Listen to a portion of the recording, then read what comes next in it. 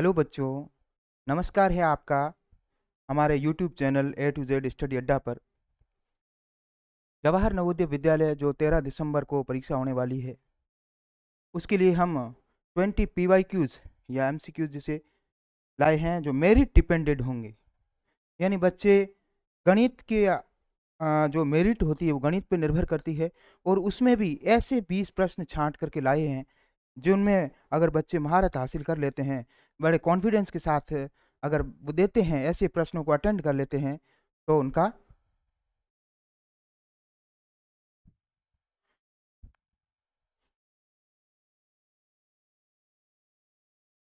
उनका है जो वो महारत हासिल हो जाएगी, और जो परीक्षा में बच्चे सहज महसूस करेंगे।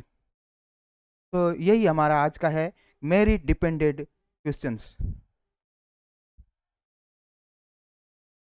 हाँ, पहला प्रश्न हमने रखा है, 7 आदमी 10 औरतें 100 मीटर लंबी दीवार 10 दिन में बनाते हैं, तो 14 आदमी और 20 औरतें 600 मीटर लंबी दीवार कितने दिनों में बनाएंगे?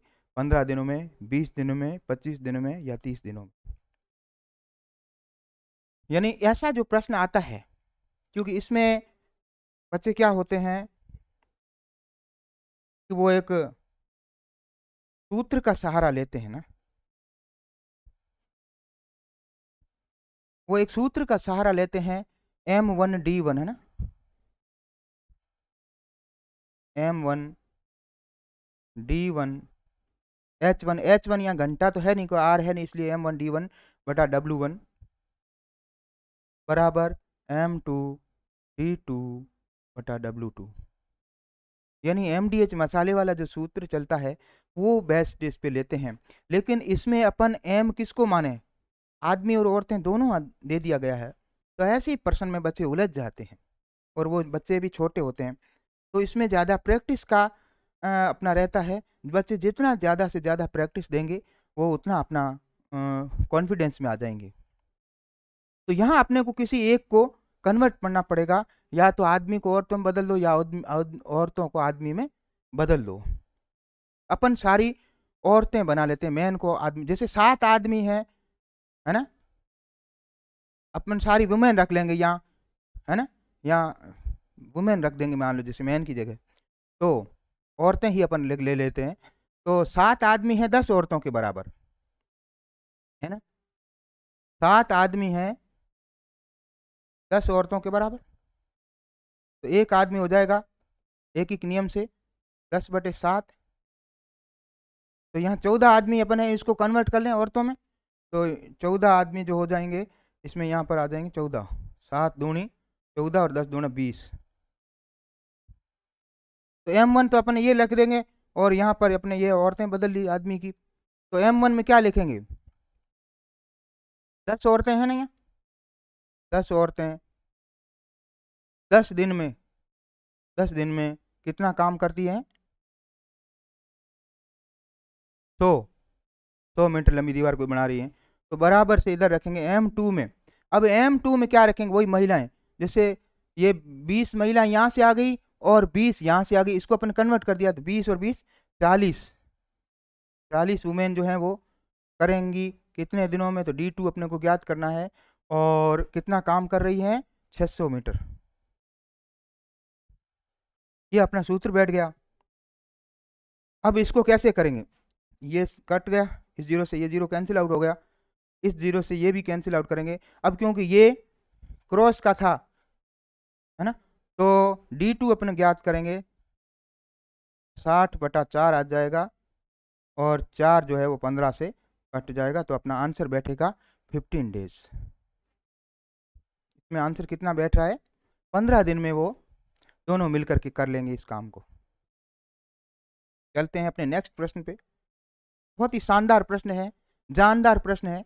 अगर 5th लेवल के बच्चे इस प्रकार के प्रश्न कर लेते हैं, तो मेरे पास जो बच्चे हैं, जो ऑफलाइन बच्चों का बैच चल रहा है, उसमें 15 बच्चों में से आप मानेंगे नहीं, 4 बच्चे ये सारे प्रश्न कर लेते हैं।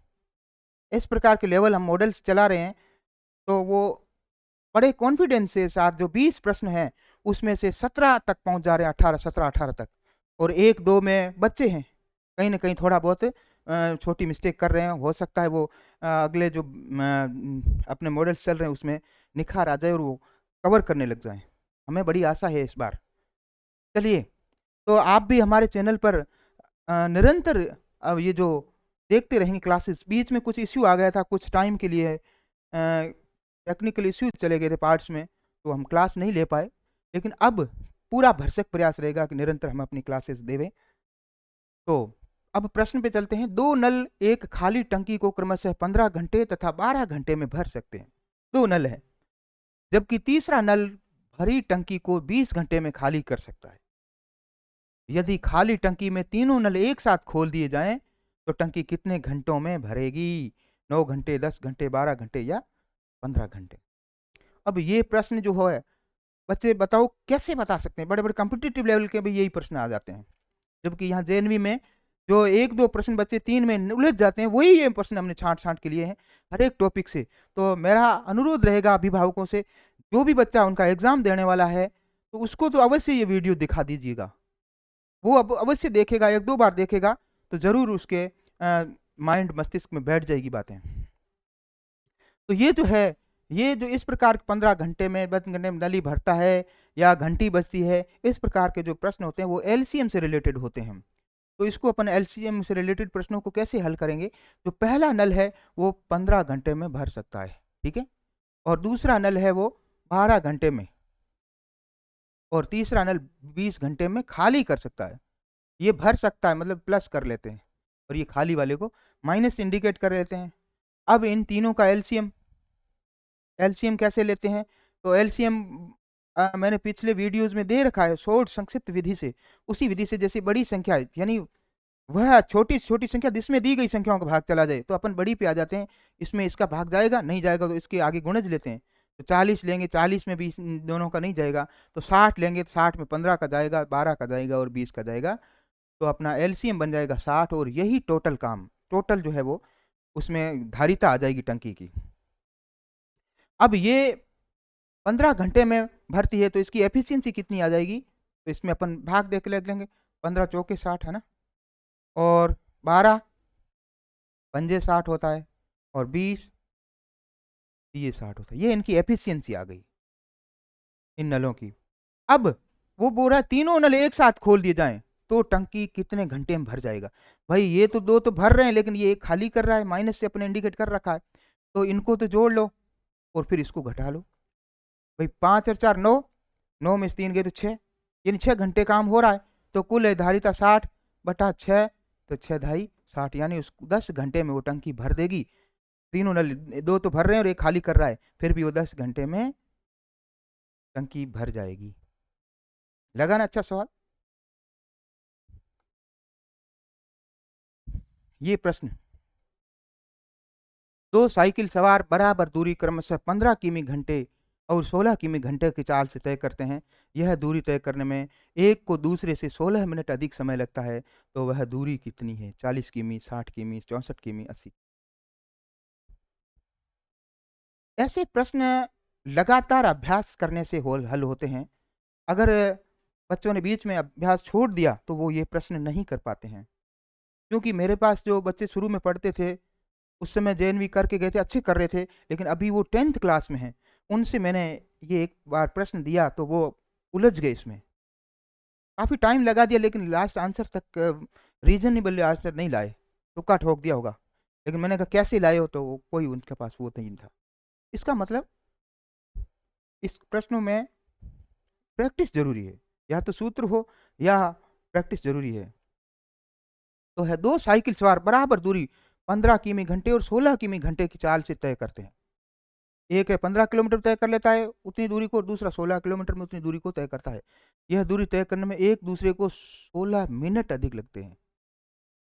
वहाँ किमी घंटा है, यहाँ मिनट है। तो इस प्रकार से जब 2 की चाल होती है तो वहाँ अपना एक सूत्र होता है, यानी दोनों चालों का गुणन, नीचे दोनों चालों का अंतर। तो क्या लिखेंगे? 16 इंटू 15, और इन दोनों का अंतर कितना होगा? 1, और इंटू में जो मिनट है इसको घंटे में रखते हैं, क्योंकि वहाँ किलोमीटर है, तो 16/60 कर लेंगे। यानी दोनों चालों का अंतर बटा दोनों चालों का गुणनफल बटा दोनों चालों का अंतर इंटू मिनट जो घंटे में रख दो। ठीक है, तो ये हो जाएगा 15 से 4 बार, 15 चौके 60, और ये 4 इसको काट लेगा, 4 चौके 16, और ये 16 चौके 64। तो वो दूरी जो है वो कितनी होगी, 64 किलोमीटर होगी। तो इस प्रकार से ये क्वेश्चन अपने हो रहे हैं। ये थोड़ा सा हटके प्रश्न डाल दिया है, संख्या श्रृंखला पूर्ण करें। संख्या श्रृंखला वाला जेएनवी में शायद आता नहीं है, वो सैनिक या उसमें आता है। चलो मिस मैच हुआ है तो कोई बात नहीं, अपन इसको सोल्व कर लेते हैं। ठीक है ना, बनाने में पीपीटी में वो लेना था दूसरा, ये आ गया है। चलो 6 से 13 कैसे हो रहा है ये अपन सोच सकते हैं। 6 को 2 से गुणा किया होगा, है ना, प्लस 1 रख दें तो 13 हो रहे हैं ना। अब 13 से 28, यानी 13 से 28 कैसे, 13 को 2 से गुणा करेंगे 26, और प्लस 2 रखें तो आ रहा है 28। 28 से 59 कैसे पहुंच रखे हैं, 28 से 2 बार गुणा करें तो 28 दूना 56, प्लस 3 रखें तो 59 पे आ रहे, यानी एक श्रृंखला बन रही। 2 से गुणा करो, फिर 1 2 3 क्रमवार आगे बढ़ाते उसके ऐड करते जाओ। अब 59 को 2 से गुणा करेंगे, ठीक है ना, 59 दूनी 118, और 4 जोड़ देंगे तो अपना आंसर कहाँ तक पहुंचेंगे, 122 तक पहुंच जाएंगे। जो डी है वो बिल्कुल सटीक आंसर है। चलते हैं आगे, ये भी अच्छा प्रश्न है। 2 वर्गों की परिमिति क्रमशः 40 सेमी तथा 32 सेमी है, उस वर्ग की परिमिति क्या होगी जिसका क्षेत्रफल इन 2 वर्गों के क्षेत्रफल के अंतर के बराबर हो। 36 सेमी, 30 सेमी, 24 सेमी या 20 सेमी। चलिए बच्चे, इसको एक बार बीच में रोक करके अपना अभ्यास करके देखें, देखते हैं क्या समझ में आ रहा है। भाई 2 वर्गों की परिमिति दे रहा है, क्या दे रहा है, परिमिति यानी बाउंड्री। परिमिति होती है पीछे की बाउंड्री। एक वर्ग की जो बाउंड्री है वो 40 सेमी है, दूसरे की कितनी है, 32 सेमी है। तो अपन इसकी भुजा ज्ञात करें, उस वर्ग की परिमिति क्या होगी जिसका क्षेत्रफल 2 वर्गों के क्षेत्रफल के अंतर के बराबर है। तो इसकी 40 है ना, तो 40/4, क्योंकि भुजा परिमिति वो होती है, 4 का भाग देना पड़ेगा, भुजा वर्ग में 4 भुजाएं होती हैं, तो 4 ढाई 40, तो इसकी भुजा 10 आ गई। और इसकी 32/4 करेंगे तो भुजा कितनी आ जाएगी, 8। अब बोल रहा है उस वर्ग की परिमिति क्या होगी जिसका क्षेत्रफल इन 2 वर्गों के क्षेत्रफल के अंतर के बराबर हो। अब इसका क्षेत्रफल कितना होगा, 10 का स्क्वायर, वर्ग का क्षेत्रफल क्या होता है, भुजा स्क्वायर, भुजा गुणा भुजा, 10 का स्क्वायर कितना होगा, तो और ये कितना होगा, 8 का स्क्वायर 64, तो 100 और 64 का अंतर कितना होगा, 36। अब उस वर्ग की परिमिति क्या होगी जिसका क्षेत्रफल इन 2 वर्गों के क्षेत्रफल के अंतर के बराबर हो। अब ये क्षेत्रफल है, ठीक है ना, और इसकी परिमिति क्या होगी, ये क्षेत्रफल आया किसी वर्ग का, तो भुजा स्क्वायर होता है ना, वर्ग का क्षेत्रफल क्या होता है, वर्ग का क्षेत्रफल होता है भुजा स्क्वायर, यानी ए स्क्वायर। जो ए स्क्वायर 36 है, ये ए स्क्वायर 36 है, तो 36 बराबर ए स्क्वायर, ये स्क्वायर हटेगा रूट लगेगा, तो ये रूट हटेगा 6 आएगा, भुजा 6 आई। तो बोल रहा है परिमिति क्या होगी, उस वर्ग की परिमिति क्या होगी, परिमिति यानी एक भुजा 6 है तो ये 6, ये 6, यानी ये 6 है, ये 6, ये 6, ये 6, यानी 6 × 4 बराबर 24 सेमी। 24 सेमी जो है वो इसकी परिमिति होगी। बहुत ही अच्छा प्रश्न था, बच्चे उलझ जाने वाले जैसा प्रश्न है। चलते हैं अपने छठे प्रश्न पे।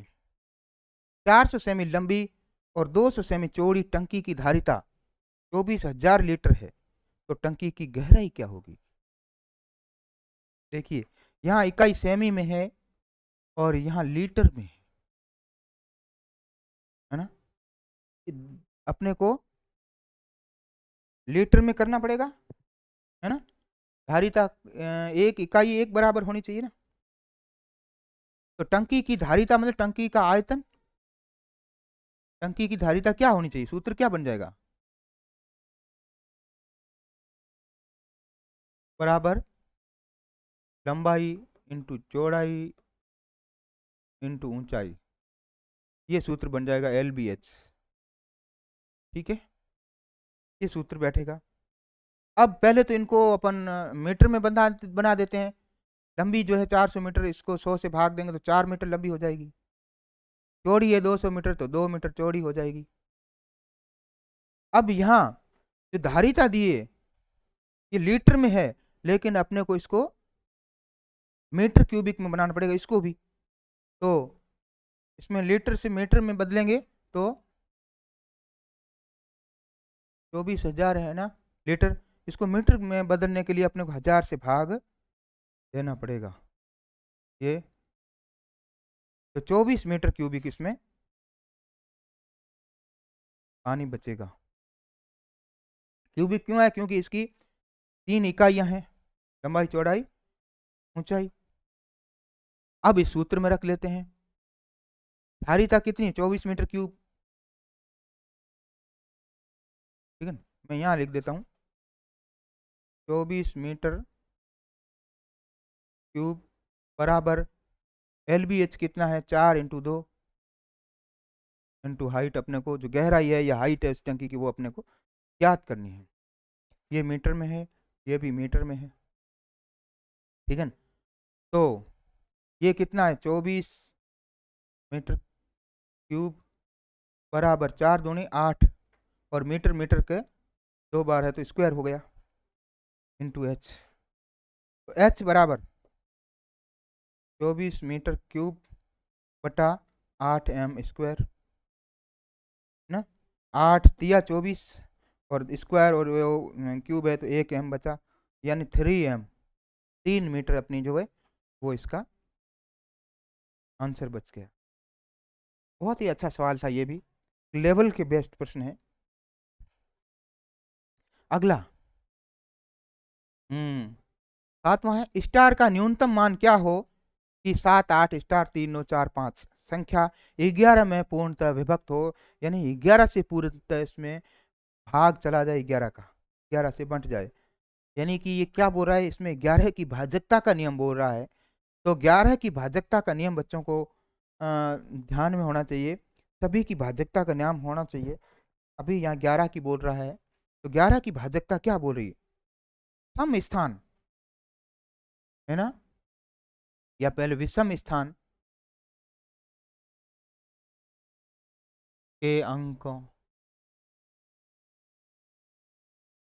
का योग माइनस सम स्थान के अंकों का योग बराबर 0 या 11 हो। ये सूत्र, इसमें इसकी एक मेन बात याद रखनी है कि विषम स्थान, विषम संख्या नहीं देखनी है अपने, विषम स्थान, यहाँ स्थान की बात कर रहा है। तो देखेंगे विषम स्थान पे कौन है भाई, विषम स्थान कौन होता है, 1 3 5 7, ये संख्याएं नहीं देखनी है, स्थान देखना है। तो पहला संख्या विषम स्थान होगी 7 प्लस ये स्टार वाला आ जाता तो स्टार अपन ले लेते हैं इसको, प्लस 9 प्लस 5, अब माइनस कर लेंगे। अब सम स्थान पे कौन है, यानी दूसरे स्थान पे, चौथे पे, छठे पे, ये तो दूसरे पे 8 है, प्लस फिर 8 के बाद में ये 3 आ जाएगा, प्लस 4 आ जाएगा। अब जोड़ के देख लो, ये कितना 8 4 12 और 3 15, इधर 9 और 7 16, 16 और 5 21। अब 21 बचे, और यहाँ पर अपन इनमें से कौन सी संख्या रख के देखें कि या तो अपने को 0 मिल जाए या फिर 11 मिल जाए। तो उधर 4 रखेंगे तो 21 4, 25 में से 15 गए तो 4 रख के देखें, 21 में प्लस 4 करके देखें तो 21 4 कितने होते हैं 25 में 15 के 10 बचेंगे, 5 रखेंगे तो 21 में 5 रख दिए, मान लो अपन ने ये रख दिए, तो अपने पास कितना आएगा 26। 26 में से 15 घटाए तो 11 बच रहा है ना, 11 बच रहा है। वही अपने पास, या तो 0 बचे या 11 बचे, तो यही, ये तो अपना ठीक है ना, कट ही गया ऑप्शन। ये 5 दिखा, अब 6 रखेंगे तो 27 हो जाएगा, 12 बचेंगे, अब आगे मतलब ही नहीं है। ठीक है, तो यही अपना 11 जो है वो का आ गया, और 5 रखने से, तो अपना आंसर 5। ठीक है, अगला 5000 से अधिक कौन सी छोटी से छोटी संख्या है जो 73 से पूर्णतः विभक्त है। तो इसमें 5000 में 73 का भाग देना होता है, और जो शेषफल आएगा वो इस भाजक में घटा देंगे, तो वो इसमें जोड़ देते हैं, और लास्ट में 5037 बचता है। तो ये वही है, नॉर्मल सा है, भागकार उसका है। अगला है, एक आयताकार कमरे की लंबाई और चौड़ाई क्रमशः 525 सेमी और 300 सेमी है।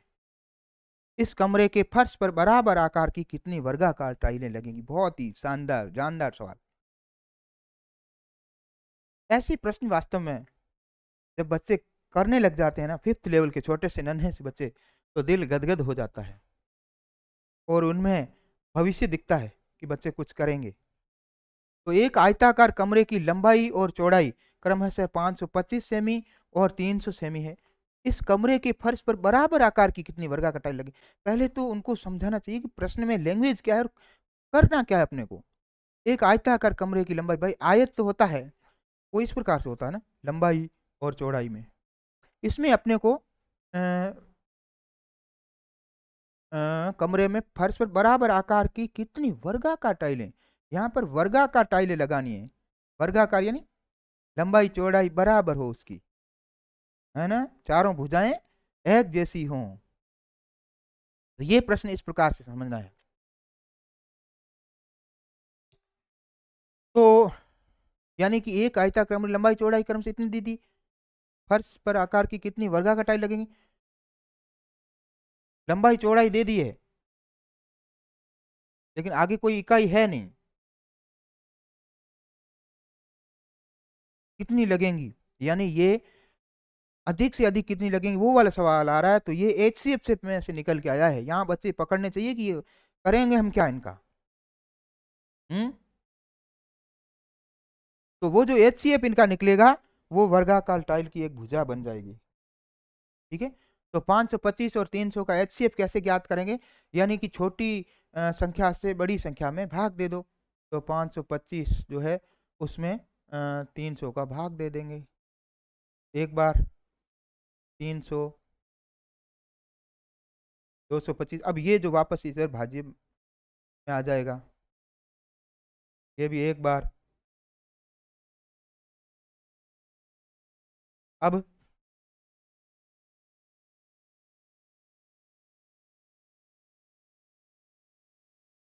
75 बचे, अब ये 75 इधर 225 वापस भाज्य बन जाएगा।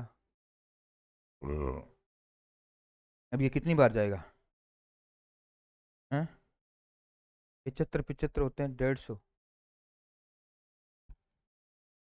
बार,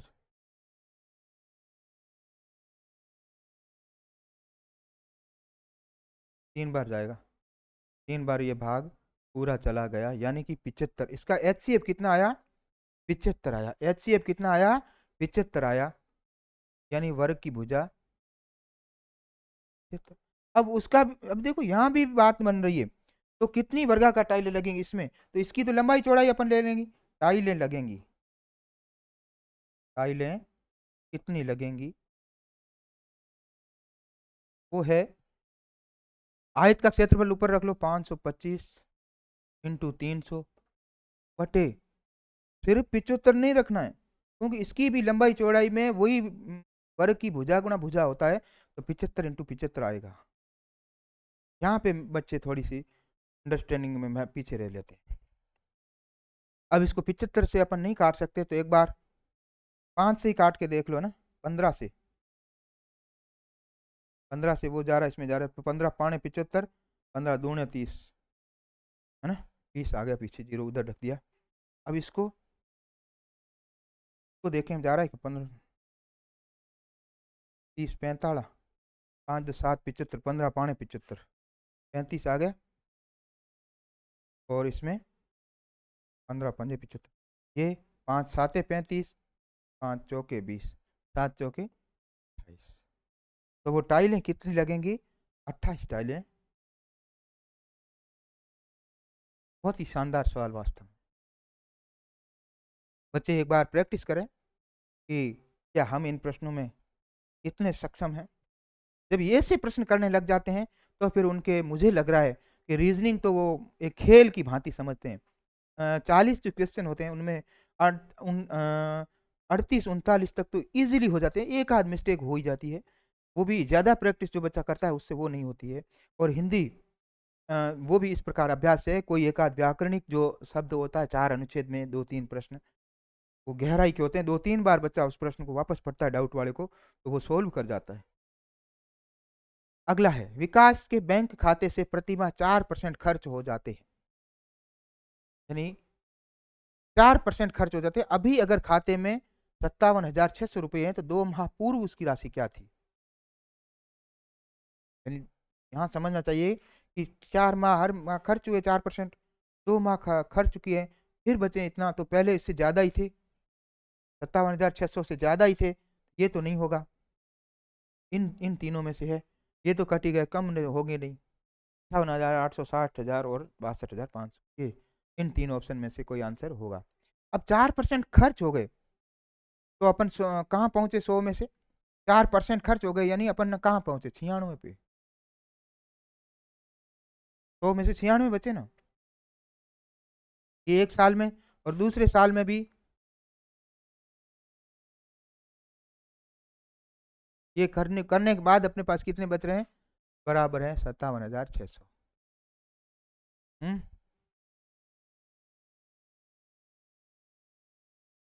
और जब इसको अपन रिवर्स करेंगे वापस लाने के लिए, तो ये राशि राशि रिवर्स होकर नीचे आ जाती है, तो 57,600 इंटू 100 200 बट्टा 96 96।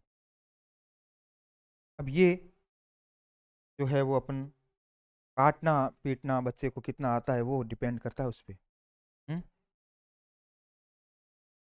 अब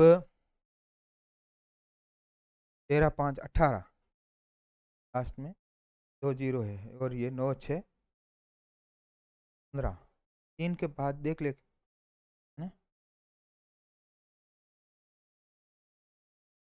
24 के काटेंगे इसको, 24 2 48 48 छिन्नू, 24 चौके छिन्नू, और ये 24 एकम 24, 24 दूना 48, 24 2 48, पीछे कितने बचे? 9 फिर छिन्नू, छिन्नू में वापस 4 बार गया। अब ये 4 छक्के 24, 2 जीरो, कौन आ गया बीच में, है ना। अब ये अपन 600 काट लिया, अब ये 24 चौके छिन्नू, इसमें 24 जाएगा क्या? तो 2 बार काटे, 2 चौके 8, 1 16, 2 8 16, 48 30 300 24 150,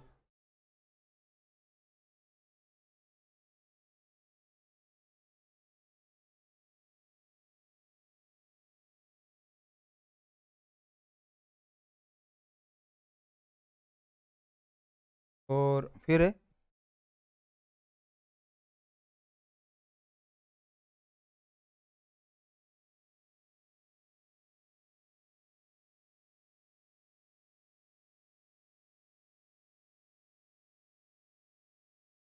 तीन दूनी 6, 5 15 है ना।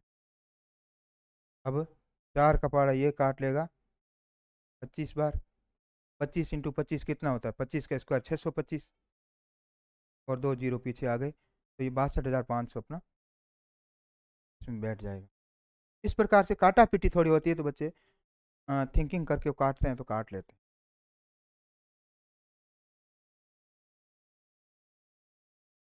ये प्रश्न आ गया, किसी वस्तु को अंकित मूल्य पर बेचने से 10% लाभ होता है, तो इस वस्तु को अंकित मूल्य के दुगने पर बेचने से कितने प्रतिशत लाभ होगा।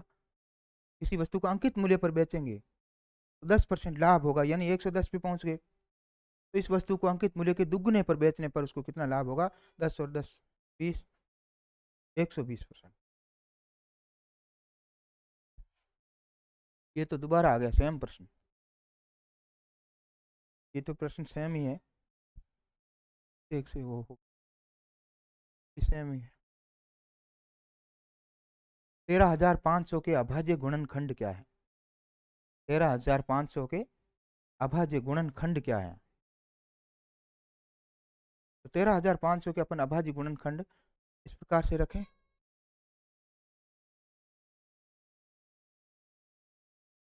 पहले सबसे छोटा 2 का देते हैं ना, 2 छक्के 12, 1 पंजे 7 14, और 1 10, 2 पंजे 10, फिर भी जीरो है, 2 का जाएगा, 2 तिया 6 है ना, 2 तिया 6, 2 7 14 पंजे 10 है ना, 2 तिया 6, 2 तिया 1 बचा, 2 7 14 1, ठीक है।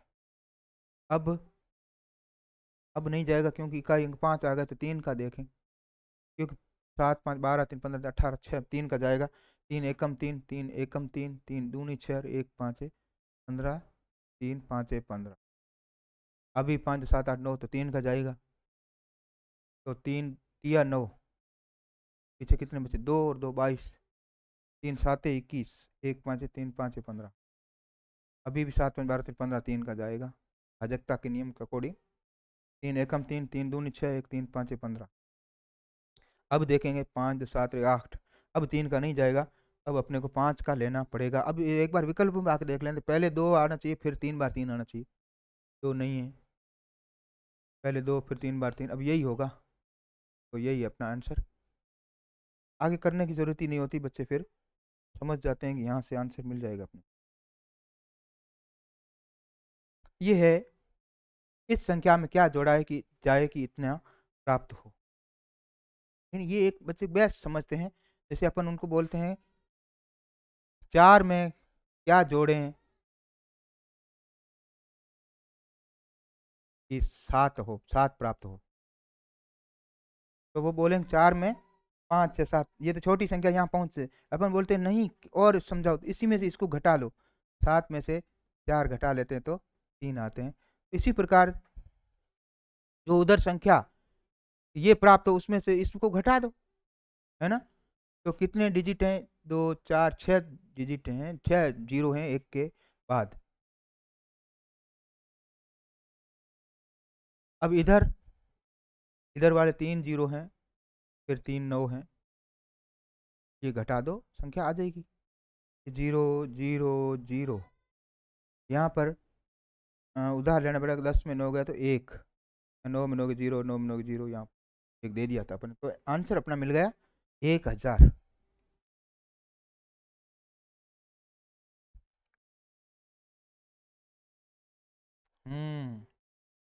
एक संख्या के 5वें भाग से 5 घटाने पर 10 प्राप्त होता है, वह संख्या क्या हो।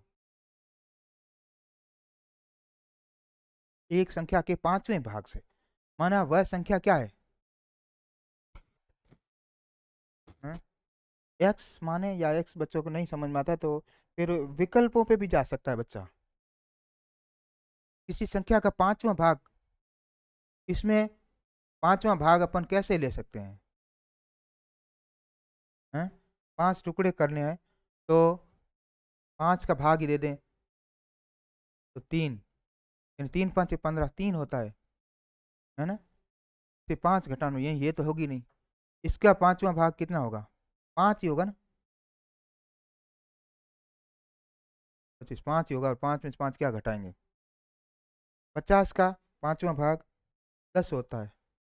10 में से 5 घटाने पर 10 प्राप्त नहीं, पीछे एक ही ऑप्शन बचा 75। अब देखो 75 में से किसी संख्या के पांचवें भाग में 75 का पांचवां भाग कितना होगा? 15। 15 में से 15 आया, फिर 5 घटाने पर, इसमें से 5 घटा दें तो 10 बच रहा है, तो 10 प्राप्त हो रहा है, तो यही आंसर आंसर था। तो कभी कभी विकल्प का सहारा लेकर के भी आंसर तक पहुंचा जा सकता। निम्न में से कौन सी संख्या 3 का गुणज है परंतु 9 का गुणज नहीं है? तो 3 का गुणज है और 9 का गुणज नहीं है, मतलब कि 3 की भाजकता और 9 की भाजकता दोनों जानी चाहिए। तो संख्या के डिजिट्स का योग में 3 का भाग जाना चाहिए और 9 का भी जाना चाहिए, यही है भाजकता। तो 9 और ये 9 हो गए, 9 9 18, 18 में 3 का भी जाएगा और 9 का भी जाएगा, तो ये तो नहीं है। 3 का है लेकिन 9 का नहीं, वो बोल रहा है।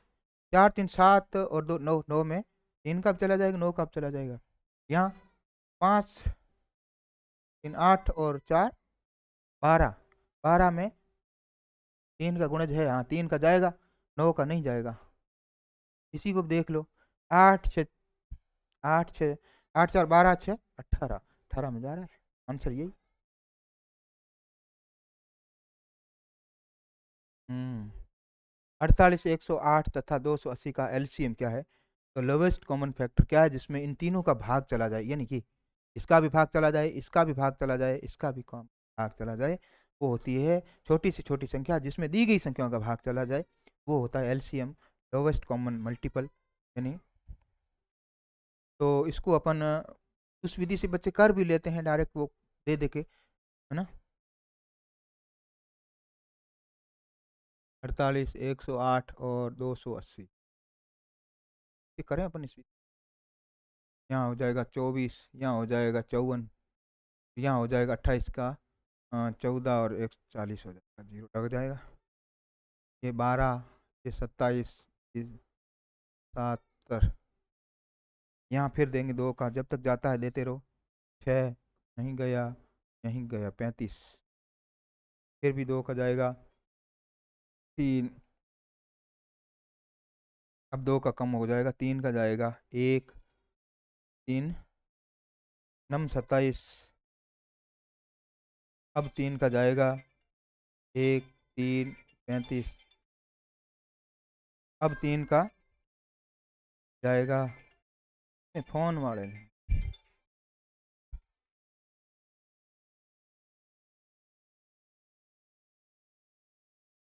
है ना, ये 35, अब जाएगा 5 का, 5 7 35, ये 7 का लास्ट में। अब इसको गुणज को सरल करने के लिए 5 को एक बार 2 से गुणा कर लो ताकि 10 आ जाए, फिर अपना आगे ऐड करने में सरल रहता है। 5 दूनी 10, 10 दूनी 20, 20 40, 40 दूना 80, और 8 या 24, यानी 240 यहाँ तक। फिर 24, 24 तिया 72, और 72 तिया, यहाँ तक अपन पहुँचे 72, 72 तिया, ठीक है ना। 3 0 0, 3 दूनी 6, 3 7 30, और इसको 7 से करेंगे, 7 0 0, 7 6 के 42, 4 7 1 7 और 4 11, 1 7 दूनी 14 और 1 15, 15 1 20, 15 1 20, पहले ही ऑप्शन में ये आंसर था। तो इस विधि से अपन बड़ी संख्या का एलसीएम में से निकालेंगे। हाँ, 19वां प्रश्न दे रहा है, ए ₹32 के 10 अंडे खरीदता है तथा ₹32 के 8 अंडे बेचता है, इससे ए को कितने प्रतिशत लाभ या हानि? भाई लाभ या हानि की गणना, पहली बात तो ये बच्चों को ध्यान होना चाहिए कि लाभ या हानि की गणना सदैव क्रय मूल्य पर होती है। लाभ या हानि की गणना सदैव क्रय मूल्य यानी कॉस्ट प्राइस सीपी पर होती है।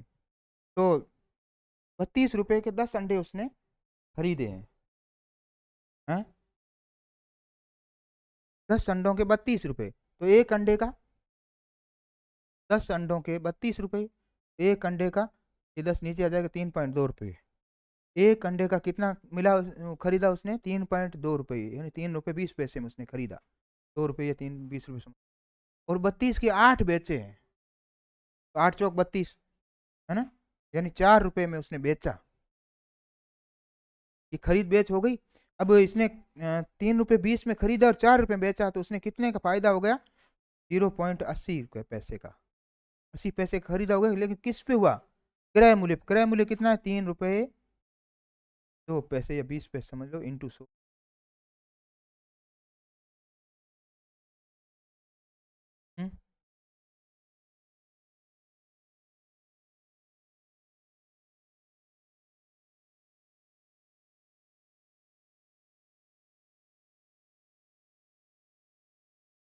तो अब ये पॉइंट, क्योंकि पॉइंट से पॉइंट उड़ जाएगा, 2 अंक दोनों साइड हैं, 0 से 0 कट जाएगा।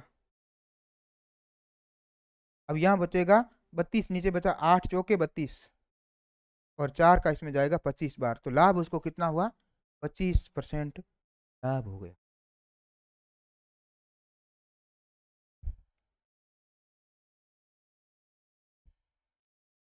ये 20वां प्रश्न है, मीरा कुल खेल गए मैचों के 10% मैच हार गई। मीरा जो है वो कुल खेले गए मैचों के 10% मैच हार गई। यदि उसने 27 मैच में जीत प्राप्त की, तो उसने कुल कितने मैच खेले। भाई 10% मैच हार गई, यहाँ जीत की बात कर रहा है, तो वहां भी अपन जीत का वाले लाए ना, हार वाले को छोड़ दो। तो हार गई तो जीती कितने, 90% मैच जीती। कितने मैच जीती, 90% मैच जीती। और 27 मैच जीत पर 90% की वैल्यू 27 बता दी, 90% का मान 27 है, तो 1% का मान कितना हो जाएगा, 27/90। कुल परसेंट 100 होते हैं, तो 100 कर लो। अब इसमें 3 का भाग जा रहा है, 3 या 9, 3 9 में 27, है ना।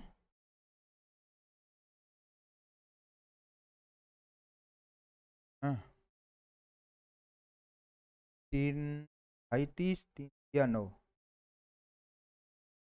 अब ये 0 3 ढाई 30, यानी तो कुल कितने मैच खेले उसने, कुल 30 मैच खेले।